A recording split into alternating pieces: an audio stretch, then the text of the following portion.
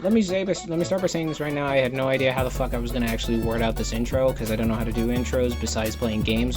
So reading shit is really not my forte, even though I've done reading stuff in the past, but that was more or less shit off the top of my fucking head, like making it up as I go.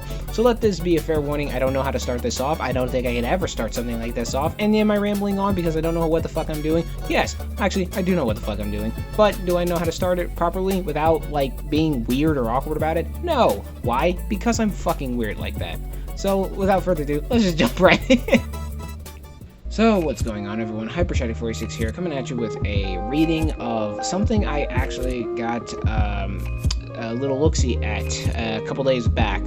This has gotten, like, the forefront of my attention. I have been reading up on this because I'm a fucking degenerate. You all know this. This shouldn't come as a fucking surprise.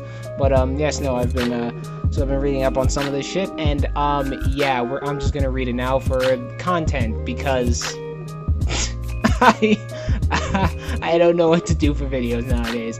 I do know, but I got some stuff lined up. But until that stuff comes out, this is the filler arc of my main season of content. This is the filler.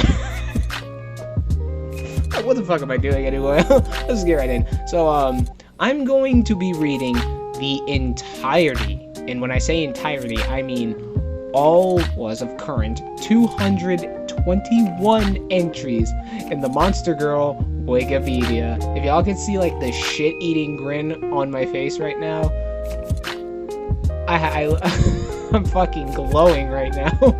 Oh man. So these things, they keep it like some kind of semblance of what I'm doing. I have decided to sort these entries out by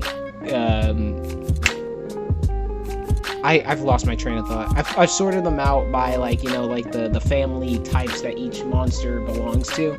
And holy shit, we've got, like, that's a lot of categories. We got Alaroon, Armor, Beetle, Chimera, Dullahan, Ghost, Imp, Mandragora, Minotaur, Rabbit, Sheep, Succubus, Tiber. Holy shit, that is a lot of them.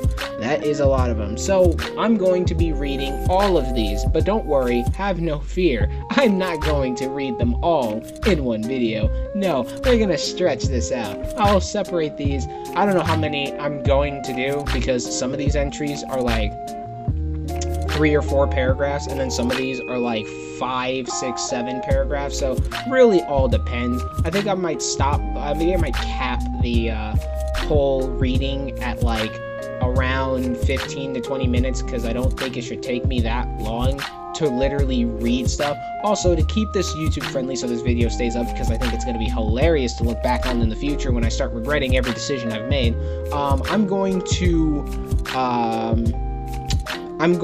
replace some words with very fancier words and other funny assortments of vocabulary at my disposal, so that way this video stays up. So let's say if there was a word like oh wait, how am I supposed to say the word if I don't want YouTube to... You know what? You'll know what I mean. You'll know what I mean when it happens. So, without further ado, let's get into the Degeneracy. Also, let me also get this out of the way. I'm pretty sure it's self-explanatory, shouldn't be said, but this will be an 18+ video. So, if you are underage, first off, what the fuck are you doing watching my content? Like, I thought I've made that explicitly clear with, like, almost every video I've put out, that my content is nowhere near meant for kids under the age of 13. 16 is kind of stretching it. 18, you're perfectly fine. But anything under anything like under the age of 16, no. What are you doing watching here? Go watch your fucking stupid, shitty gacha life cringe. Get the fuck off my videos, please. Anyways, sit back, relax, get some snacks, some drinks, because trust me, you're gonna want to do some really funny spit takes when I start reading this shit. But let's get right in. Starting off, we have the fuck. the owl Ron. I'm gonna spell it on screen. If somebody wants to make me look like a dumbass, please send me a voice recording of you doing the pronunciation, and yeah, I'll feel like a straight up dumbass. So Yeah, there's your chance. The Alraun are forest-dwelling plant Momono, and that's fancy speech for, well, Momono, it's fancier high IQ talk for Monster Girl, by the way. They're rooted flowers, which means they can't chase down men. They rely instead on sweet scents to bring their victims to them. Alraun nectar is widely used in demon realms as a food, as an aphrodisiac, and as a beauty treatment. So these monsters' secretions are always in high demand, especially from grizzlies and honeybees who steal them by having coitus with the unresisting plant girl. So that's what I mean right there. As you think of, if you look up synonyms for the word coitus, you'll know what word I just refrained from saying. So just bear with me, okay? Look, I'm not happy doing this. Actually, no, that's a whole ass lie. What am I talking about? I'm having the fucking time of my life right now. If they happen to find themselves living in a pro-monster or demon realm town rather than out in the green wilderness, Alraun often wind up with the apparently odd career path of working in confectionery shops. This is because of their honey and also their knowledge of plant cultivation for prisoner fruits, meaning they're helpful when making desserts. So you're telling me that they'd be great in the kitchen? Ha, get it? Because women... And see, that's what I mean by me being an asshole. See, let's get one thing straight. I'm both an asshole and a degenerate, but I am an asshole first and a degenerate second, so I will always keep making stupid, messed up jokes. Just expect that going forward. Anyways, continuing on. Alraun are one of the few species that don't gestate their children at any point. Instead, impregnation enables them to produce seeds, which they scatter after winter. Although Alraun are now all female, they still produce pollen too, as a hangover from the era of the former demon lord, which can trigger sexy illness in women that breathe it in. Alraun pollen allergy. Oh god. Oh yeah, also, just as a fun fact, for all of you people who are allergic to pollen, just remember, your sickness comes from treegasms. Just putting that out there. The Alraun have a mutant subspecies in the Lilyraun, where two female bodies grow inside of one flower bowl. The encyclopedia entry says here, a plant-type monster with the form of a beautiful woman covered in enormous flower petals that inhabits forests. Normally, they don't move around very much. They're always releasing sweet fragrances that attract human men, and they wait for their prey. This fragrance is released from their body fluids, and the fluid is called Alraun nectar. It acts as a powerful aphrodisiac and stamina enhancer. Is this what Octane from, like, Apex puts in his stems? Holy shit, it makes sense. When human prey approaches, they use their vines to bind him, drag him inside their flower, and once inside, they have coitus with the man after making him drink plenty of their nectar. And they savor the man's, whipped cream. Which is their treat. I had to think of, like, I'm reading this as I'm, like, my eyes are scrolling along, so I'm not reading these beforehand. So if a word pops up, I have to, like, think of what do I replace this for. So, certain bodily fluids are going to be called whipped cream from here on. Afterwards, men who they are fond of will always be inside the flower, continuing to be joined with them, almost as if the men themselves have become part of the Alraun. The inside of the flower is overflowing with nectar. Since the man's lower body is always being soaked in nectar, his Richard can always be swelling inside the Alraun, and the man himself never runs out of lust or stamina. When it grows cold, Alraun will close their petals and endure the cold until spring. In this case, an Alraun with a man will store up enough nutrients necessary for reproduction and for keeping her man alive by then. While her petals are closed, she keeps having intercourse with the man repeatedly in order to produce seeds. As for their nectar, Besides forcing the men they capture to drink it, it is also treasured by other monsters. They are especially often attacked by the honeybee, which mainly feeds on nectar. The honeybees will go to the Alround's flower and gather nectar, almost like they're having coitus. God damn, I almost fucked up there. But the Alround does not resist. The reason why is that by having coitus with honeybees, the Alround's nectar ripens and releases an even sweeter fragrance, which is then even more attractive to human men. The brains of men who smell them are stimulated, and they end up heading towards the fragrance, but they will find a hot and bothered honeybee and Alround covered in nectar, and then they'll be attacked by them, and the man will have coitus with them furiously while being covered in nectar. Oh, so if you're really unlucky, like me, you'll end up getting double teamed or tag teamed. Oh, that's one of the worst things that can happen. Because, I mean, the thing says it's a unlimited stamina enhancer, so I guess you'll never run out. Alright, so an Alround, everybody. Alrune. Wait, is that how you pronounce it? Alrune? Oh, Alraun. Whatever the fuck. There you go. Continuing on. Next up, we have the Baromets. Okay. What are, no, I don't care about HBO Max. Fuck off my screen. So the encyclopedia entry says, a mysterious plant-type monster that is said to grow fruit in the form of a sheep. Inside the jelly-like flesh of the fruit is a sheep beast man covered in fluffy cotton wool. The monster uses it to absorb spirit energy, which it feeds on by tempting a human man and having coitus. And after fertilization, it produces seeds.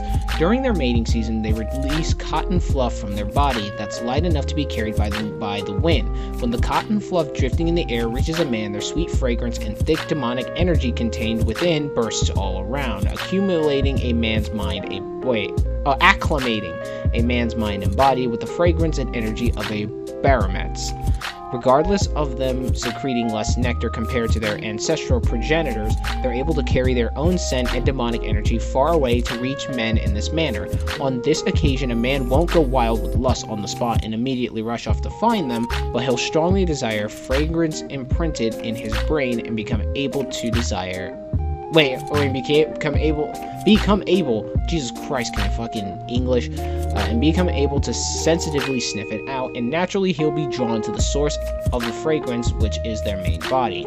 Eventually, a man's body will react sensitively if his nose catches even a hint of the fragrance emanating from their main body. He'll journey to reach them while feeling intense passion, even though he has yet to lay eyes on them. They'll take men enticed in this manner into the flesh of the fruit, submerging their lower body and joining with them. The firmness of this fruity flesh can be adjusted according to their will, and when taking a man inside, his body will easily sink. But once he's inside, they'll wrap him up and won't let him go. Oh, so it's almost like a Venus flytrap. Once you're stuck, you're stuck. Even if a man tries to pull his hips away, the elastic, bouncy flesh of the fruit will push him back, and naturally his hips will crash right into theirs. If he tries to move even the slightest bit, his hips will bounce because of the flesh of the fruit, and if he moves violently, he'll be knocked by a rebound of the fruit that is accordingly powerful in return. Once this happens and their hips slam together, both their hips will then rebound, and their hips will be slammed together again and again. Oh, okay, I'm piecing it together in my brain now. As this repeats, they'll end up having continuous coitus. The man won't be able to stop his hips from bouncing with, the man won't be able to stop his hips from bouncing with his own will, and every time his hips crash into hers, he'll be attacked by a burst of pleasure. The exquisite cotton that can be collected from them remains fluffy no matter how much time passes, and it's possible to pack it without the fragrance and demonic energy leaking out, and without it deteriorating. The fruit surrounding them also has an exquisitely sweet taste. Both are highly popular and in high demand, but their husbands have unanimously claimed her body is even better. End quote. Don't quote me on that.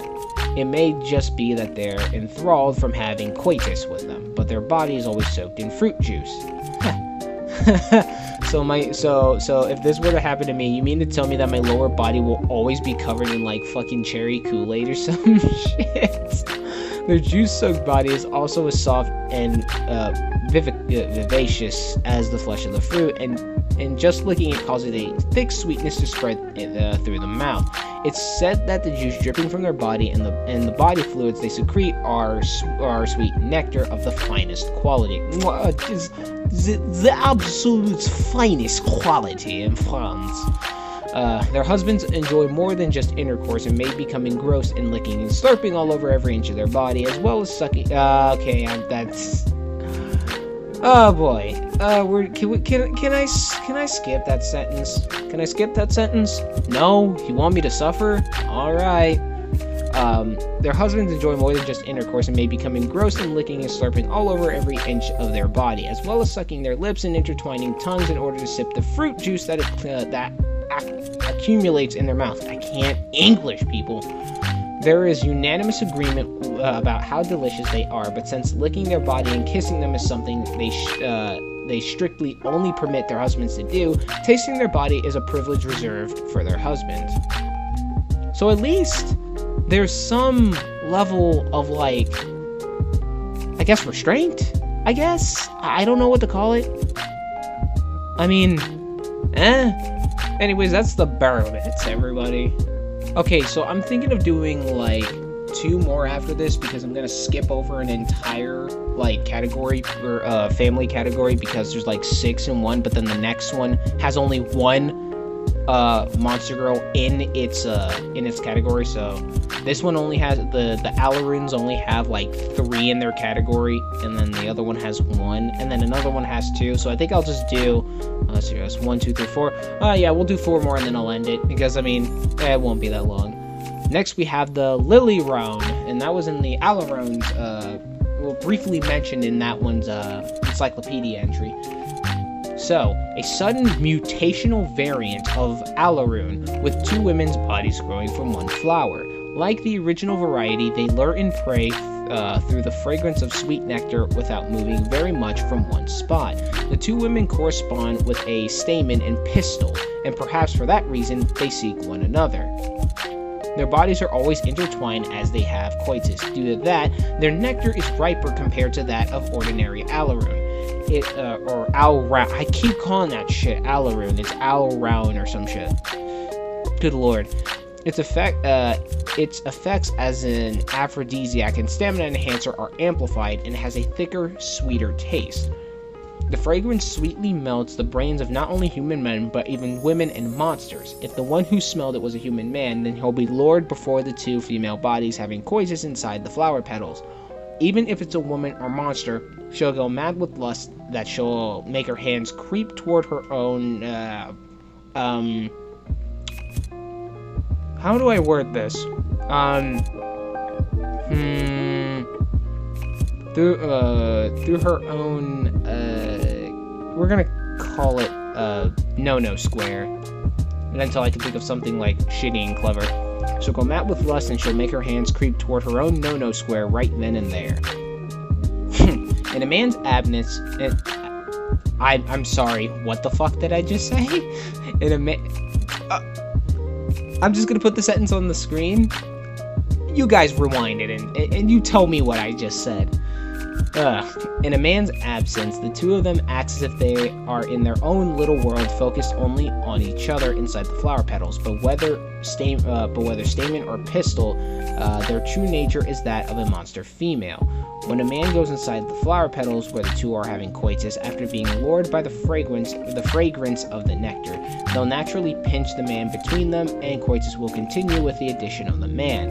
When they have coitus normally, the act itself and then the ripened nectar produced are a means of luring a man, and besides, it also gets them ready to welcome a man inside the flower petals. They exist in a state of constant coitisual, and that is a word I'm making up words as I go.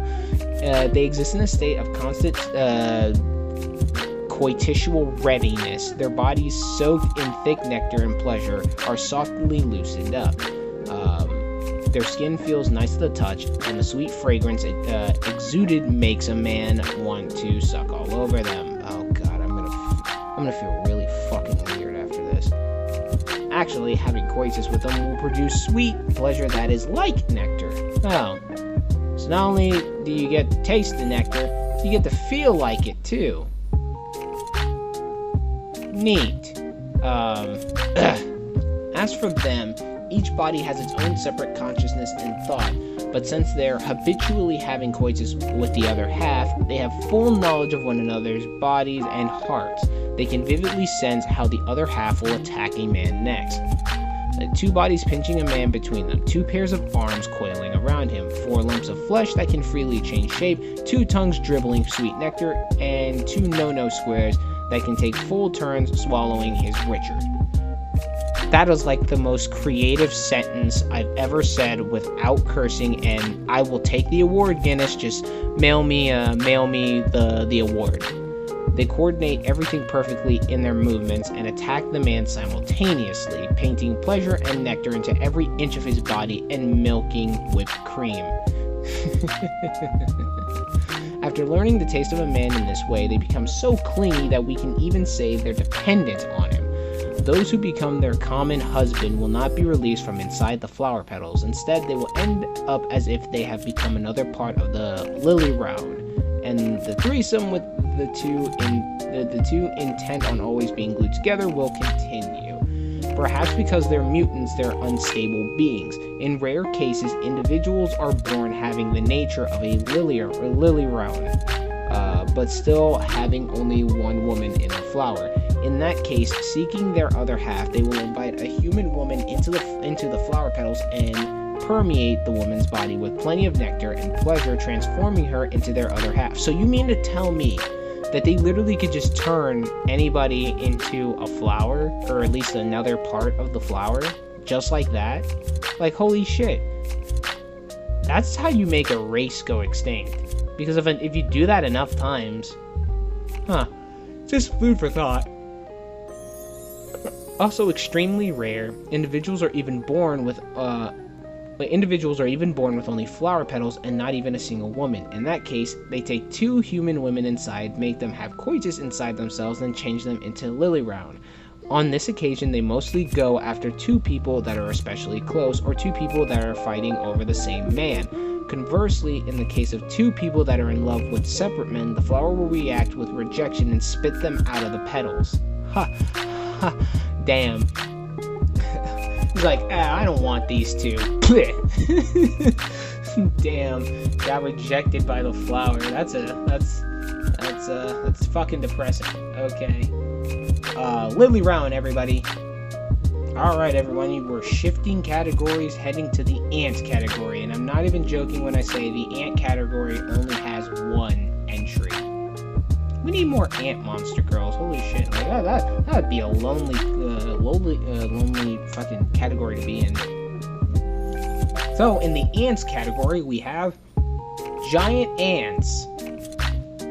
If you're not an insect person, or if you're like me and like are afraid of insects that go towards you, be glad you don't live in this world, because they've got quite a few like insect monster girls, and let's just say I have a certain phobia of a certain type of insect, and if I saw it ever coming toward me, I'd probably pop a cap in my own ass, because that would absolutely terrify me. And that's not a joke, that's not an exaggeration, that isn't me being funny, I am fucking terrified.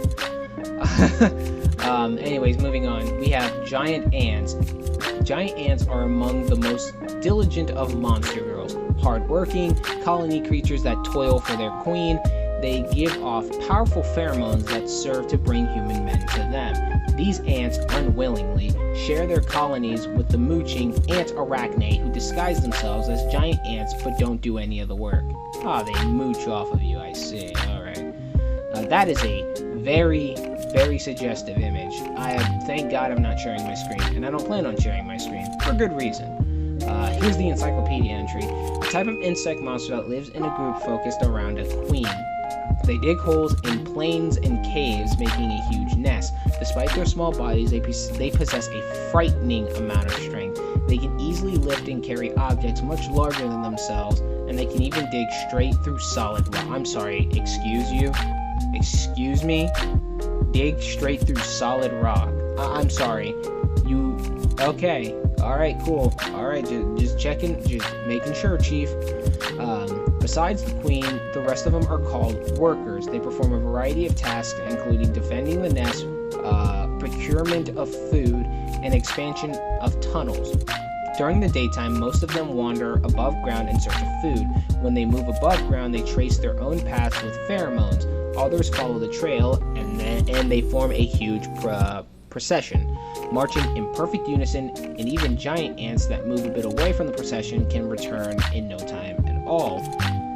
Not only do these pheromones act as path makers, they also effectively act as an attraction of men. Men entranced by the pheromones would join in the procession and disappear into the nest. The ants find a man they like among the men who have entered the nest this way and take him to bed. They are extremely hard workers. They wake up early in the morning, start their jobs immediately. Throughout the day, they work diligently because of their levels of coitisual desire as well, swell with fatigue. By the time they make it back to the nest, they assault the men they have taken away and initiate coitisual intercourse. Their sweat contains pheromones, and when they come home exhausted, the sweatier they are, the more aroused they become. And that's not all. When men are showered in lots of these pheromones that give off a thick female odor, they become so unbearably aroused that there's probably not a man that would refuse them. I mean, I'm an asshole, so I can change that if need be. There's always got to be like that one person who's trying to be special or different.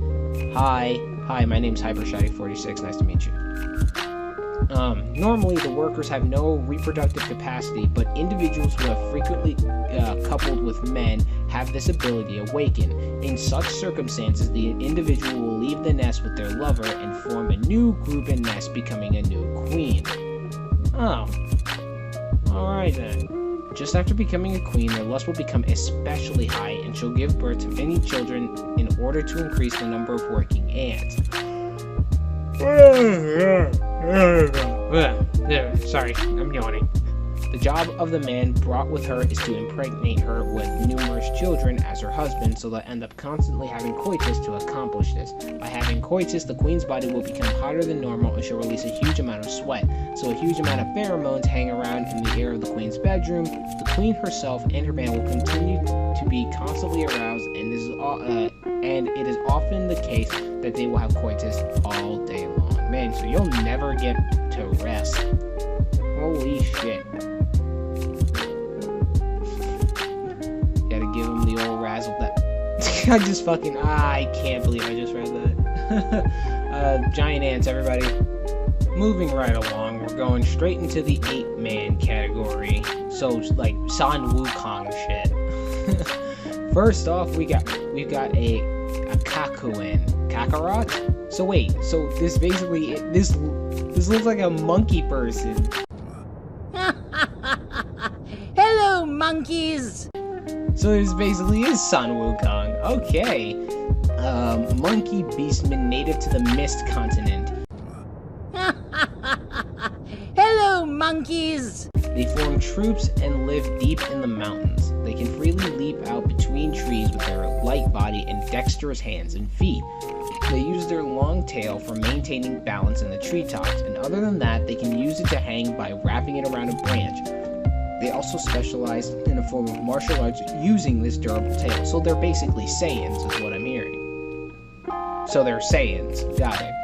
Out of all the beastmen, they are regarded as being closer to human and have extremely high intelligence. Nevertheless, they have a rough disposition and an arrogant, selfish personality.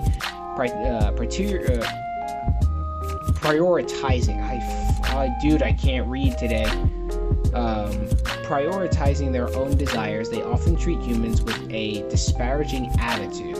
On the other hand, they are highly lustful and curious. When breeding season comes around, they become very interested in the bodies of human men and mating. They will kidnap and violate them. Good lord. Please do not touch me there. This is my no-no swear. They are cunning due to their high intellect, and when dealing with a human man who strikes their fancy, they will coitisually assault. Wait, hold up. Wait, where the fuck was I? Okay. Okay. We just cut that out. No? Alright.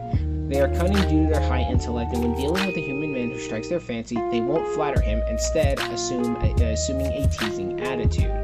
They will coitally assault their target when they feel like mating, but they have a difficult time enduring pleasure, so it is said that once they learn what feels good, they just repeat that again and again. Hi, what's the matter, big dumb saying monkey?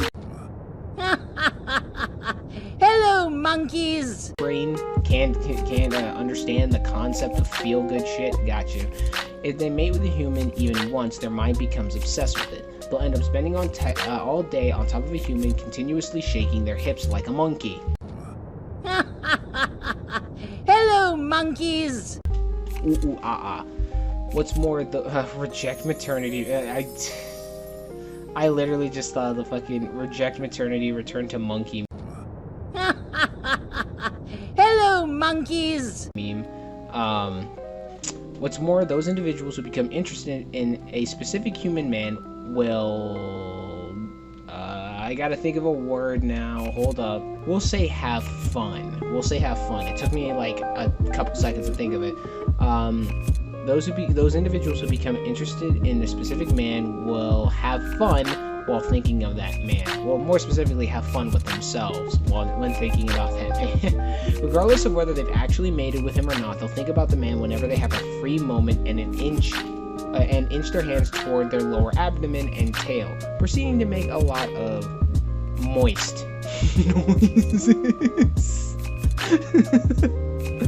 After learning the taste of their husband with their body in this manner, they'll become prisoner of pleasure and are completely unable to control their insatiable lust and desire, becoming exactly like a monkey. Hello, monkeys. In heat. Fucking Saiyans. Just from being around their husband, their lust swells up as their body seeks pleasure, and they'll become unable to think of anything but mating with their husband. Even just being touched or catching their scent will cause them to become unable to control their lust and leap at their husband to mate with him. After ending up like this, no matter how smart they are, they're still monkeys after all.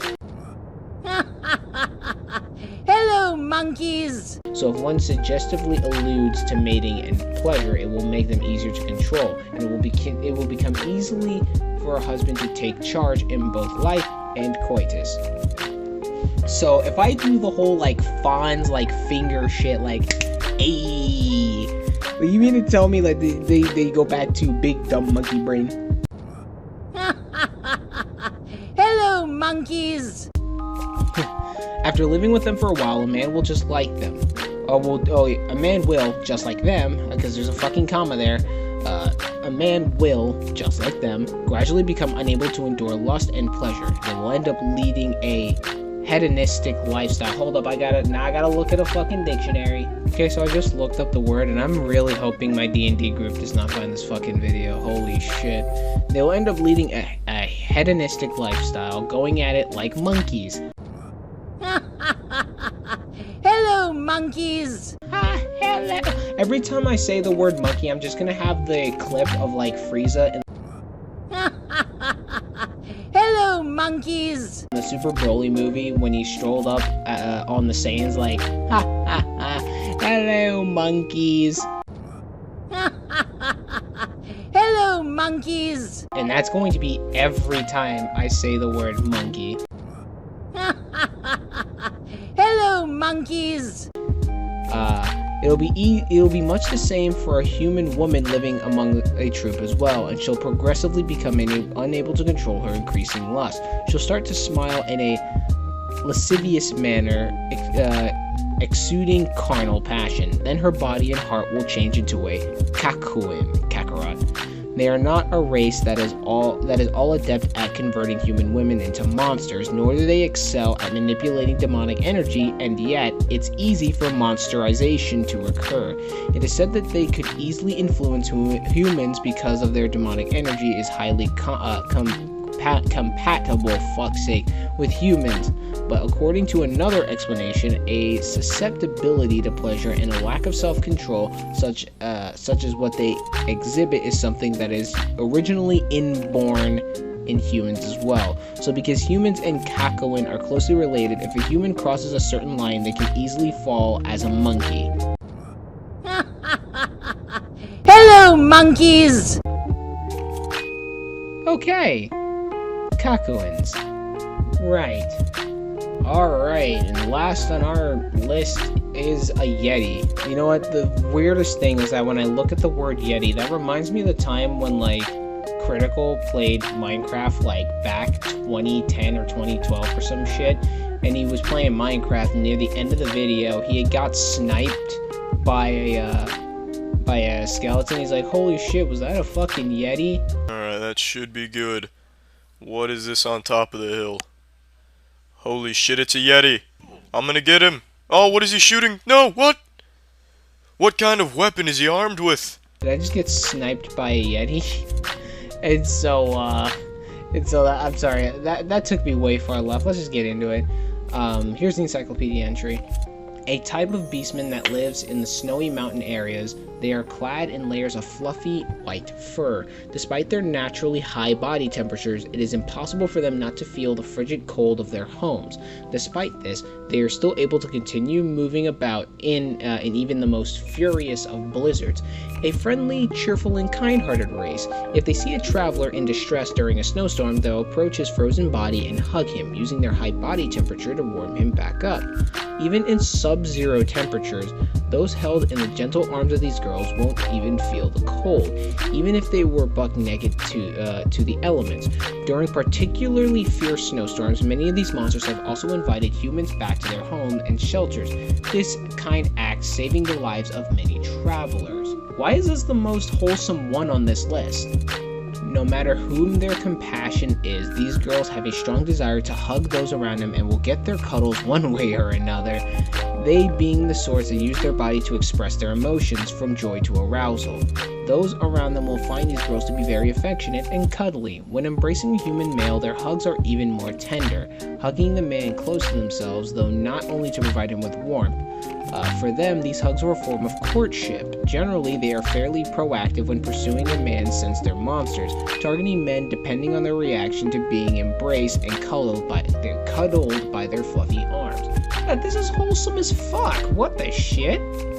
If while embracing a man their hug is returned, these girls will become happy and declare their intentions to the man. If he doesn't struggle or try to leave, they will become more active with their courting behavior and hug the man even tighter against themselves. During this time, her body's temperature will rise due to her arousal. This heat, combined with her gentle embrace, causes any men to get a morning wood. That's what we'll call it. A sign these girls will take to mean it's time to have a coitus. While tenderly holding the aroused human male, her thoughts will begin to turn to having his child before she gleefully begins to have coitus with him. While these girls are gentle and quite docile, you must remember they are still monsters. They always dream of finding a man who won't struggle and reject them. While these girls have amazing physical strength and could easily pin a man down, something anyone hugged by them would know, they would rather use their natural charm and body heat to fascinate and seduce a man before coupling with him. During these girls' lifetimes, they will save the lives of many people. If, however, a human raises a quote-unquote flag by responding to their fluffy hugs and having coitus with her, she will become his wife. Aww, that's so adorable. Aww. Okay, you know what? We gotta end on that note. That's so adorable and it's so pure. There's no lewd imaging of it either. Aww, okay. We gotta end it there. Thank you all so much for watching. There are a fuck ton more of these things. Like, we've only done 1, 2, 3, 4, 5, 6 out of 220. Christ help me. Give me the will to go on, because, my God, I don't think I will have the fucking will to go on with this shit. Yeah, because I see which one. Well, I see a couple. I see one that I've looked at, which is probably going to be in the next one of these I do. Yikes. So, thank you all so much for watching. Fuck. Thank you all so much for watching. As always, I'm HyperShadow46. Keep a lookout for the 7 Chaos Emeralds. Chaos, control the like button. Subscribe to join the Chaos Army. And as always, I'll see you guys when I see you guys. Stay beautiful, stay frosty. I love you all, and have a good one. Take care, everyone.